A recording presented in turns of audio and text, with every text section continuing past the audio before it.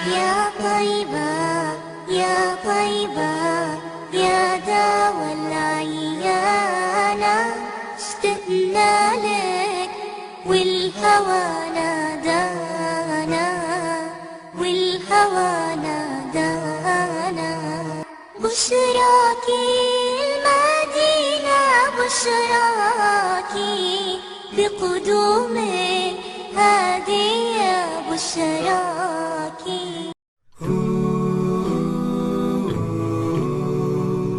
بسم اللہ الرحمن الرحیم نحمدہ و نصلی علی رسولہ الکریم اما بعد. قابل احترام بچوں، السلام علیکم ورحمۃ اللہ وبرکاتہ. آج اللہ کے رسول کی سیرت کے تعلق سے ہمارا دوسرا دن ہے. آج ہم سنیں گے کہ جب اللہ کے رسول صلی اللہ علیہ وسلم جب 15 سال کے ہوئے تو اللہ کے رسول نے وہ معاہدہ جو میں نے آپ کو کل بتائی تھی حلف الفضول، اس میں شرکت کی تھی. اسی کے ساتھ ایک جنگ ہوئی تھی جسے جنگ فجار کہتے ہیں. اس وقت بھی پیارے بچوں ہمارے نبی کی عمر 15 ہی سال تھی جب یہ جنگ پیش آئی، جو قریش کے لوگ تھے جس میں اور دوسرے قبیلے کے لوگ تھے. اللہ کے رسول نے اس جنگ میں حصہ لیا تھا. آپ کو نہ تلوار چلانے آتی تھی، نہ آپ کو لوگوں کو تیر سے مارنا آتا تھا. تو پیارے بچوں اللہ کے رسول نے کیا کام کیا تھا؟ اللہ کے رسول نے کیا کام کیا تھا؟ اللہ کے رسول تیر اٹھا اٹھا کے اپنے چاچاؤں کو دیتے تھے تاکہ وہ اس کے ذریعے دشمن کو کیا کرے، مارے.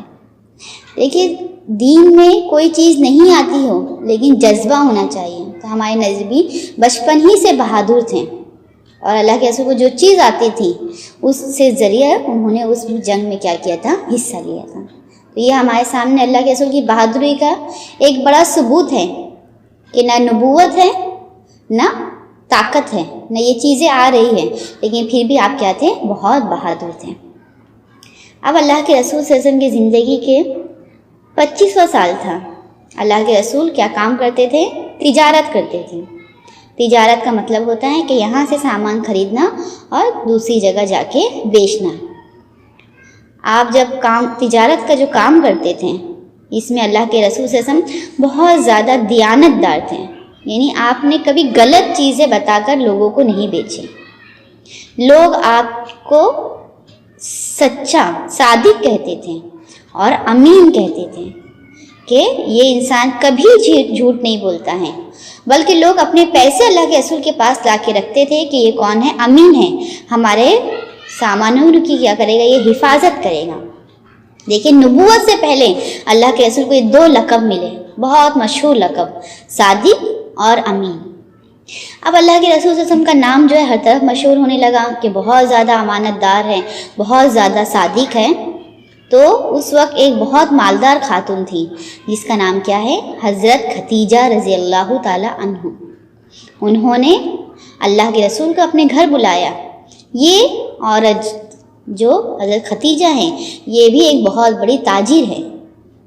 جب انہوں نے اللہ کے رسول کے بارے میں سنا تو انہوں نے اپنا مال اللہ کے رسول کو پیش کیا کہ آپ میرا مال سے کیا کیجئے، تجارت کیجئے، اور جو منافع ہو وہ ہم اور آپ کیا کریں گے، بانٹ لیں گے.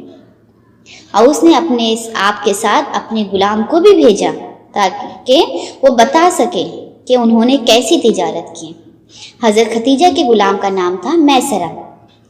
اب اللہ کے رسول نے ان کا مال لیا اور اس کو شام لے جا کر بیچا. وہ غلام میسرہ ان کے ساتھ تھا. اس نے اللہ کے رسول کو تجارت کرتے ہوئے دیکھا کہ کتنی سچائی سے اللہ کے رسول کیا کر رہے ہیں، سامان کو بیچ رہے ہیں. اور اس تجارت میں اللہ کے رسول کو بہت فائدہ ہوا. جب وہ لوگ شام کے سفر سے واپس آئے تو ان کے غلام میسرہ نے حضرت ختیجہ کو بتایا کہ آپ کتنے اچھے انسان ہیں، آپ دیانت دار ہیں، آپ دانش مند ہیں، نہیں آپ سمجھتے ہیں کہ کیسے لوگوں سے بات کی جائے، اور ساتھ ساتھ کیا ہے، آپ بہت محنتی بھی ہیں.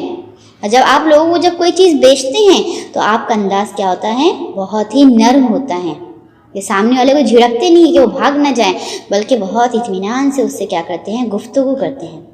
حضرت ختیجہ رضی اللہ تعالیٰ عنہ جن کی عمر ابھی 40 سال تھی، اللہ کے رسول کی ان خوبیوں سے بہت متاثر ہو گئی.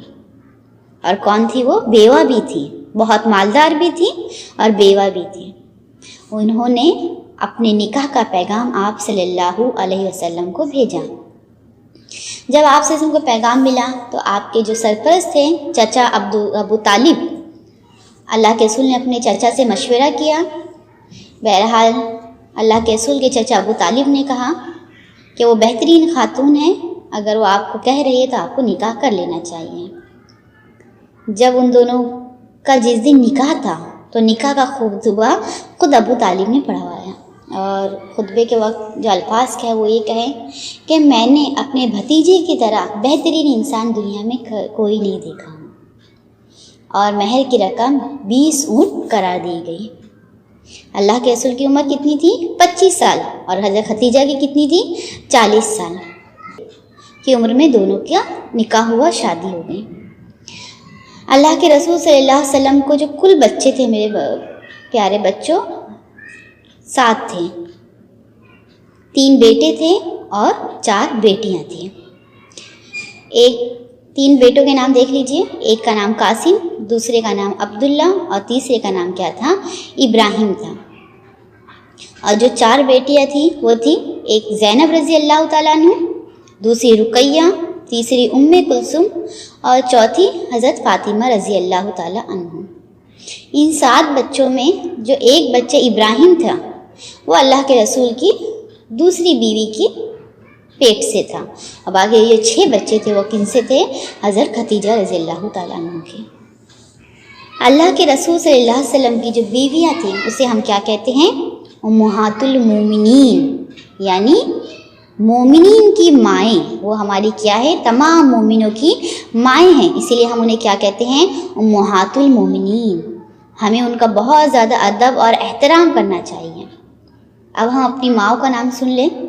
ایک ہے حضرت خدیجہ جس کے بارے میں ابھی ہم سن رہے تھے، دوسری حضرت سودا رضی اللہ تعالیٰ عنہ، تیسری حضرت عائشہ، چوتھی حضرت حفصہ، 5ویں حضرت زینب بنت خزیمہ، 6ٹھی ام سلمہ، 7ویں زینب بنت جہش، 8ویں جویریہ، 9ویں ام حبیبہ، 10ویں صفیہ بنت حی اور 11ویں میمونہ بنت حارث۔ اللہ کے رسول صلی اللہ علیہ وسلم کی زندگی میں ہی آپ کی 2 بیویوں کو کیا ہو گیا تھا؟ انتقال ہو گیا تھا۔ ایک سب سے بڑی حضرت خدیجہ الکبریٰ اور دوسری حضرت زینب بنت خزیمہ رضی اللہ تعالیٰ عنہ۔ باقی بیویاں اللہ کے رسول کی وفات کے بعد تک کیا رہی؟ زندہ رہی۔ اب اللہ کے رسول صلی اللہ علیہ وسلم کا حسن سلوک دیکھ لیتے ہیں۔ اللہ کے رسول جو ہے ہر ایک سے بہترین سلوک کرتے تھے، چاہے وہ غلام ہو چاہے بچے ہوں۔ ایک مرتبہ حضرت خدیجہ الکبریٰ کے بھائی حضرت حکیم بن حزام رضی اللہ تعالیٰ عنہ نے ایک بچہ حضرت اپنی پھوپھی حضرت خدیجہ کو تحفے میں دیا۔ اس بچے کا نام تھا زید۔ اس بچے کو حضرت حکیم بن حزام رضی اللہ تعالیٰ عنہ نے ایک میلے سے خریدا تھا اور انہوں نے تحفے میں اپنی پھوپھی کو دے دیا۔ حضرت خدیجہ نے وہ بچہ اللہ کے رسول کی خدمت میں دے دیا اور پوچھا یہ بچہ آپ کو کیسا لگ رہا ہے؟ حضرت خدیجہ اللہ کے رسول نے کہا بہت پیارا بچہ ہے۔ انہوں نے بچے سے پوچھا تمہارا نام کیا ہے؟ انہوں نے کہا زید۔ پوچھا آپ کے والد کا نام کیا ہے؟ تو انہوں نے کہا حارثہ۔ اللہ کے رسول صلی اللہ علیہ وسلم نے اس بچے کو اپنے پاس رکھ لیا۔ کچھ دنوں بعد اللہ کے رسول نے ان کے والد کو تلاشا اور ان کو بتایا کہ آپ کا بچہ میرے پاس ہے، یا وہ لوگ ڈھونڈتے ہوئے وہاں پر آئے۔ اللہ کے رسول صلی اللہ علیہ وسلم کے پاس ان کے والد اور چچا آئے، کہا کہ میرا بچہ آپ کے پاس ہے۔ تو اللہ کے رسول نے زید کو بھی بلایا اور کہا کہ زید کو یہ اختیار ہے، یہ بچے کے پاس جو غلام ہے اس کو اختیار ہے، وہ چاہے تو آپ کے پاس جائے چاہے تو میرے پاس رہے۔ اگر یہ آپ کے پاس جانا چاہتا ہے تو میں کچھ بھی پیسہ نہیں لوں گا، جو خریدنے میں جو پیسہ لگا تھا نا میں کچھ بھی نہیں پیسہ لوں گا، بلکہ میں ایسے ہی آپ کو فری میں دے دوں گا۔ اب اختیار کس کے پاس تھا؟ بیٹے زید کے پاس تھا۔ بچہ کیا چاہے گا؟ اپنے والد اور چاچا کے ساتھ جانا نا، لیکن زید نے کیا کہا؟ نہیں، میں آپ کے ساتھ رہنا چاہوں گا۔ کس کے ساتھ؟ اللہ کے رسول صلی اللہ علیہ وسلم کے پاس۔ اپنے ماں باپ سے زیادہ اس نے اللہ کے رسول کے ساتھ رہنے کو پسند کیا۔ ان کے والد نے یہ کہا کہ تم غلامی کو پسند کرتے ہو آزادی کے بدلے؟ تو انہوں نے کہا کہ میں نے اس شخص میں وہ چیز دیکھی ہے کہ جو کسی میں نہیں دیکھی۔ اب آپ دیکھیے کتنے عظیم تھے نا ہمارے نبی کہ انہوں نے اس غلام کے ساتھ، زید کے ساتھ کتنا اچھا سلوک رکھا ہوگا کہ انہوں نے اپنے ماں باپ سے بڑھ کر کس کو ترجیح دی؟ اللہ کے رسول صلی اللہ علیہ وسلم کو۔ پیارے بچوں، ہمیں بھی اپنا اخلاق، اپنا رویہ ایسے ہی رکھنا ہے۔ اب آپ کا دیکھیے ہمیں کہ آپ قسم کتنے ذہین تھے بچپن سے ہی۔ ایک مرتبہ ایسا ہوا کہ اچانک سیلاب آیا، جس سے کیا ہوا، خانہ کعبہ کی جو عمارت تھی بہت پرانی تھی نا، کہاں کس کے وقت سے تھی؟ حضرت ابراہیم اور اسماعیل علیہ السلام کے دور سے تھی۔ تو اس کو کیا ہوا، بہت نقصان پہنچا، اور بہت سی عمارتوں کا، خانہ کعبہ کے بہت سی جگہ کیا ہو گئی، ٹوٹ گئی۔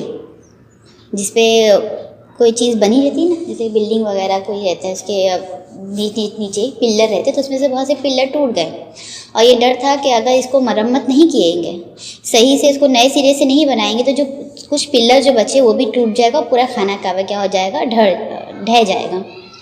لیکن خانہ کعبہ کی عظمت لوگوں کی نگاہوں میں اتنی تھی کہ جو تھوڑا سا حصہ جو وہ ٹوٹنے والا تھا، لوگ اس کو توڑنے سے ڈر رہے تھے۔ کیوں؟ ابھی ہم نے سنا ہے نا کہ جو ہاتھی والا آیا تھا توڑنے کے لیے، تو اللہ تعالیٰ نے ان کو کیا کیا، نیست و نابود کیا۔ تو لوگوں کو بھی یہی ڈر لگ رہا تھا بچوں، کہ اگر ہم اس کو توڑیں گے تو کہیں اللہ کی طرف سے ہم پر کیا ہوگی، کوئی آفت اور مصیبت نہ آئے۔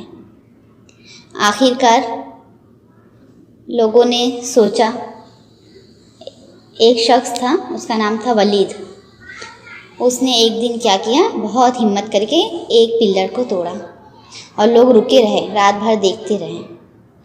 جب دیکھا کہ پوری رات گزر گئی اور ولید پر کوئی آفت نہیں آئی، تو لوگوں نے ہمت کی اور جو بقیہ جو حصہ تھا پورے کو توڑا، اور نئے سرے سے کیا ہوئی، خانہ کعبہ کی تعمیر ہوئی۔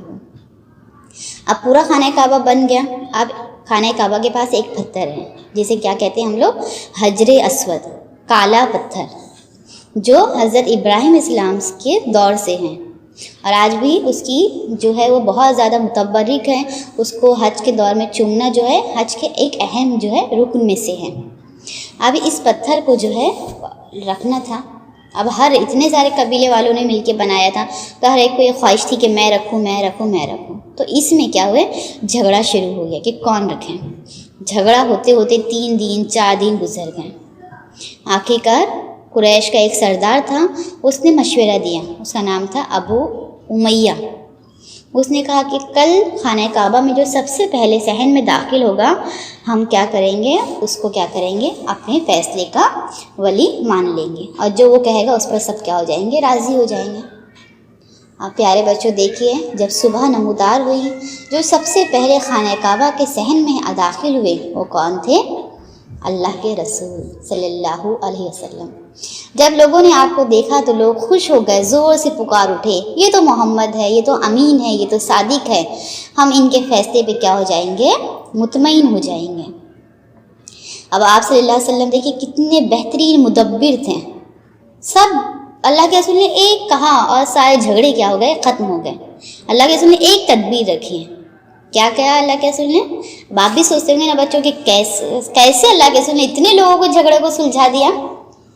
پیارے بچوں کو کیا کیا، اللہ کے رسول نے ایک بڑی چادر منگوائی، اور اس چادر پہ کیا کیا، اپنے ہاتھ سے حجر اسود رکھ دیا، اور تمام قبیلے والوں کو آگے ہر ایک چادر کا ایک ایک کونا پکڑ لے۔ سب مل کر کیا ہوا، حجر اسود کو وہاں تک لے کے گئے جہاں اسے رکھنا تھا۔ اب سب قبیلے والے خوش ہو گئے کہ ہر ایک کو اس بابرکت پتھر کو اٹھانے کی کیا ہو گئی، سعادت حاصل ہو گئی، اور جھگڑے کیا ہو گئے، ختم ہو گئے۔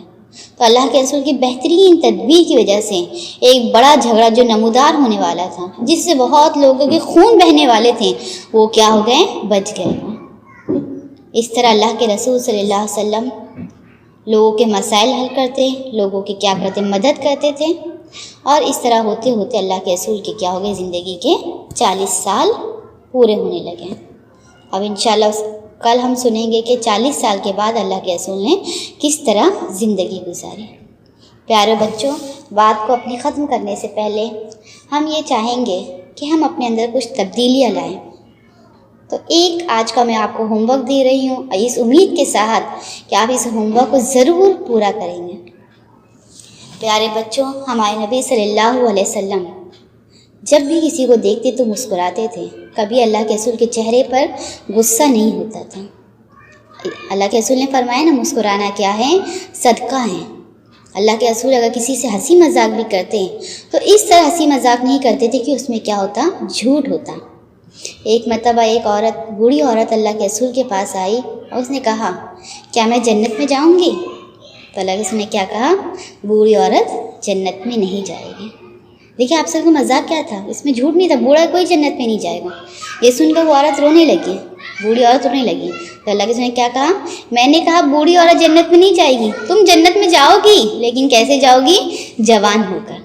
تو پیارے بچوں، ہمیں ہمیشہ مسکرانا ہے، لڑائی جھگڑا نہیں کرنا ہے، اور جب ہم کسی سے ہنسی مذاق کریں تو ہمارے ہنسی مذاق میں جھوٹ شامل نہیں ہونا چاہیے۔